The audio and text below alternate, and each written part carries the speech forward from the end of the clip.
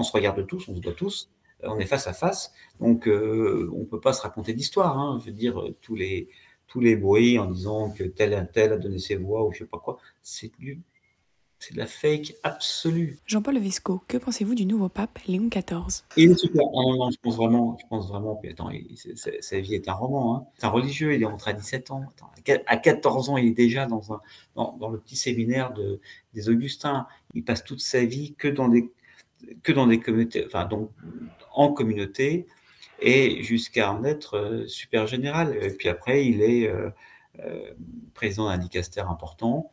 Et là, il fait l'unanimité en très peu de temps, en 2 ans. En 2 ans, il s'impose voilà, comme un grand préfet de dicaster. Donc, il a l'expérience de la curie, il la faut. On sentait maintenant qu'il la fallait, pour justement, y compris pour continuer à réformer, à avancer. Et il a cette connaissance de l'humain, quoi. Voilà. Et ça, avec une grande simplicité, un grand naturel.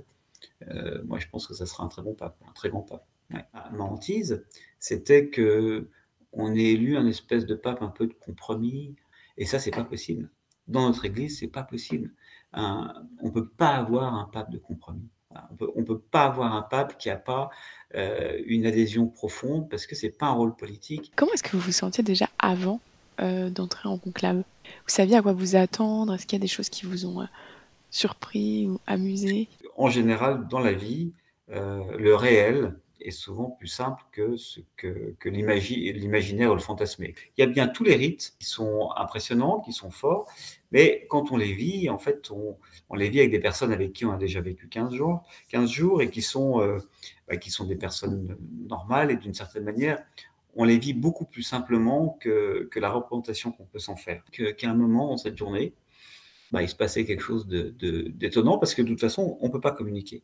Donc il n'y a pas de possibilité, tout simplement. On se regarde tous, on se voit tous, on est face à face, donc on ne peut pas se raconter d'histoire, hein. Je veux dire, tous les bruits en disant que tel un tel a donné ses voix ou je sais pas quoi, c'est de la fake absolue, absolue, absolue, absolue. Voilà. On ne sort pas prendre un café, fumer une cigarette.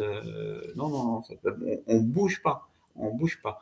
On va aux toilettes si on veut, il y a des toilettes qui sont. Voilà, mais c'est tout ce qu'on fait, quoi. Et ce rite, finalement, qui paraît un peu pesant, allège les cœurs, permet d'avancer, quoi. Et permet des décisions comme ça dans des moments incroyablement rapides. À travers nous, c'est aussi l'Esprit Saint qui est à l'œuvre. Je pense qu'il y a des dispositions, j'allais dire, éthiques naturelles, c'est-à-dire de ne pas rechercher son intérêt, c'est-à-dire de ne pas pousser celui dont on est proche, parce que absolument, et de le tenir quoi qu'il arrive.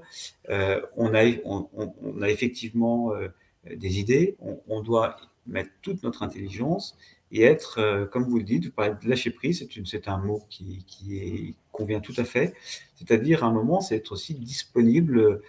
Et ben à ce moment-là, je lui demande de faire sa volonté, ouais, que ta volonté soit faite. Et lui, il me dit, bah, exerce toute ton intelligence. Voilà, on n'est pas des faiseurs de papes, on est des découvreurs. Et donc pour ça, forcément, on a besoin de l'esprit. Comme dans la vie, devant nous, on a une page blanche, on ne sait pas ce qu'on va faire, on ne sait pas quelle décision il faut prendre, on ne sait pas. Et quand après on se retourne, on s'aperçoit qu'il y a eu des rencontres providentielles, qu'il y a tout un chemin en entrant dans le conclave. Le cardinal Prévost était un des cardinaux possibles pour moi. Il y en avait d'autres. Et maintenant qu'il est élu, mais c'est l'évidence que c'était lui. Quand ce vote a été acquis et quand il s'est dessiné, en fait, il y avait une espèce de joie profonde dans tous nos cœurs. Vous avez vu son visage au moment où il s'est rendu compte que ça Bien allait sûr. être lui? Il était en prière. On ne croisait pas son regard. Il avait les yeux, voilà, les yeux clos. C'est un homme qui surprend par son calme, par la paix qu'il dégage. Et pour finir justement, comment est-ce que vous pouvez expliquer que ce soit un événement qui rassemble autant? Alors c'est beau, c'est beau. Et moi, je me réjouis de ça. Le pire, ce serait que ça n'intéresse personne. Voilà. Donc ça veut dire que l'Église, et donc ça veut dire que le message du Christ, que l'Évangile interpelle toujours, il fait toujours sens. Précisément, en arrivant à Rome, j'étais en prière devant la dépouille du pape François, et je voyais ces milliers et milliers de personnes qui faisaient des heures de queue. Et je me disais, mais qu'est-ce que c'est qu'un pape? Qu'est-ce que c'est qu'un pape? C'est très impressionnant, parce que on se demande pourquoi il y a à ce point cet engouement, à ce point.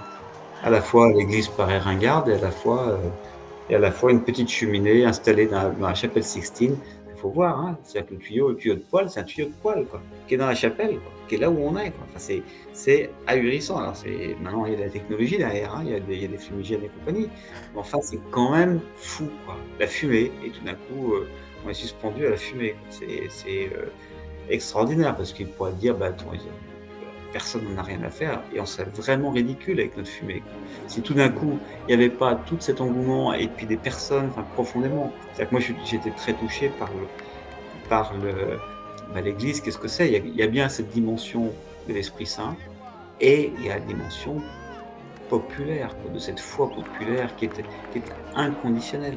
Puis nous, bah, au milieu de ça, on n'était pas grand-chose.